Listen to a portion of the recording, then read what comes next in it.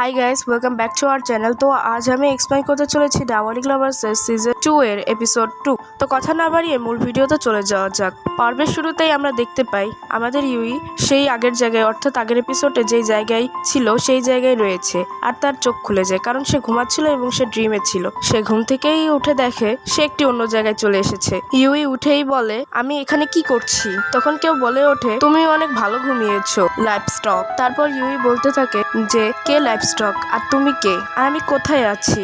আমরা দেখতে পাই এখানে রুকি বসে রয়েছে। ইউই বলে, তুমি আমাকে এখানে কেন নিয়ে এসেছো? ইউই একবারে এতগুলা কোশ্চেন করায় ইউমা এসে তাকে বকাঝকা করতে থাকে। তখন কো আসে এবং বলে, তোমরা তাকে এভাবে তুলে নিয়ে এসেছো, তাহলে তো তার এরকম অস্থির থাকাটাই স্বাভাবিক। আমি ঠিক বলেছি না আমার কিটেন? আর তখন ওখানে আমাদের আজুজা চলে আসে এবং ইউইর হাত ধরে বলে যে তুমি ওটার অনুভূতি পেয়েছো? তখন ইউই বলে, কিসের? আজুজা বলে, ব্যথার।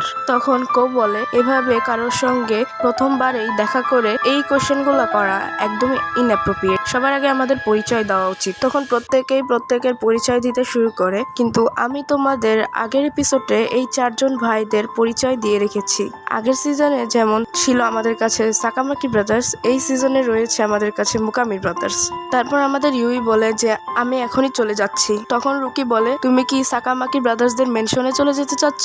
ইউই বলে, হ্যাঁ। তখন রুকি বলে, যারা তোমাকে এত ব্যথা দিয়েছে তুমি কেন তাদের সাথে যাবে? তারা তো তোমাকে একটা পেটের মতো রাখতো, এই জন্য তোমার বিহেভিয়ার একটা লাইফ স্টকের মতো হয়ে গিয়েছে। তখন ইউই বলে, ওরা যেরকম আমার সঙ্গে বিহেভিয়ার করতো তোমরাও তো আমার সঙ্গে সেরকম বিহেভিয়ার করবে। আফটার অল তোমরাও তো ভ্যাম্পায়ার। আর এই কথাটি শুনে রুকি অনেক বেশি রেগে যায়। রুকি বলে, কি তুমি আমাদের সঙ্গে সেই অভদ্র ভ্যাম্পায়ার ভাইদের তুলনা করছো? আমি এই কথাটিকে একদমই অ্যাপ্রিসিয়েট করি না। আমাদের কাছে তো সেন্স আছে, কিন্তু সাকামাকি ব্রাদার্সদের কাছে তো সেন্স নেই। তখন ইউই বলে, আমি তোমাকে কিভাবে বিশ্বাস করতে পারি? তখন কো রেগে বলে, তুমি কত অ্যানোয়িং, আর আমাদের কাজ তোমাকে কনভিন্স করা না। তোমার কাজ হচ্ছে আমাদের সঙ্গে থাকা, আর আমাদের অর্ডার এসেছে যে আমাদের প্ল্যান সাকসেসফুল হতে হলে তোমার দরকার। তখন রুকি বলে, আমাদের প্রয়োজন ইভ ইজ ব্লাড। তখন ইউই বলে, ইভ কে? তখনই তার স্বপ্নে বলা ইভ ওয়াটের কথা মনে পড়ে যায়। তখনই সে বলে ওঠে, তাহলে কি আমি ইভ? আমি কিভাবে ইভ হতে পারি? তখন আমাদের আজুজা বলে, তুমি আমাদের ডেফিনেটলি ইভ। তখন ইউই বলে, আমি একদমই ইভ না। আমাদের ইউমা বলে, তুমি চুপ থাকো, আমাদের অর্ডারগুলো তুমি শুনবে। তখন রুকি ইউইর মুখ ধরে বলে, এখন থেকে তুমি আমাদের সাথেই থাকবে, আর তোমার ওপিনিয়ন্স আমার কাছে একদমই ম্যাটার করে না। আর রুকি ইউইকে একটা রুমের ভিতর ঢুকিয়ে দেয় আর বলে, তুমি আমাদের ইভ, তাই তোমার আমাদের অর্ডার শোনা উচিত। আর এই বলে রুকি দরজা লক করে দেয়। অন্যদিকে আমরা দেখতে পাই সাকামাকি ব্রাদার্স অনেক বেশি টেনশনে ছিল, কারণ ইউই পালিয়ে গিয়েছিল। তাদের দরকার ছিল ইউইর ব্লাড, কিন্তু তাদেরকে ব্লাড দিবে কে? তাই তারা একে অপরকে প্রশ্ন করছিল।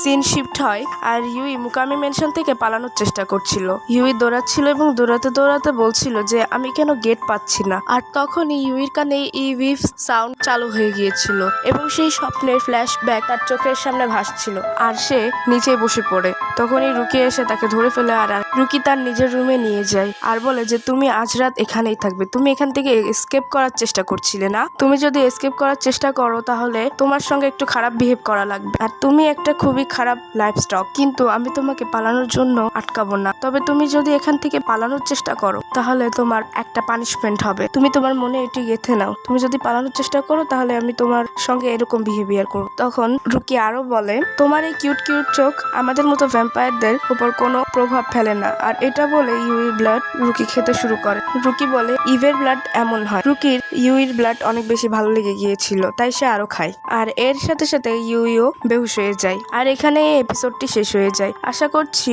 তোমাদের এই এপিসোডটা ভালো লেগেছে, তবে আমার মনে হয় না আমার পারফেক্ট হয়েছে এই ভিডিওটা। আমার ঠান্ডা লেগেছে। যদি কারোর কাছে এটা ভালো না লেগে থাকে তাহলে একটু ক্ষমার দৃষ্টিতে দেখবে। আল্লাহ হাফেজ।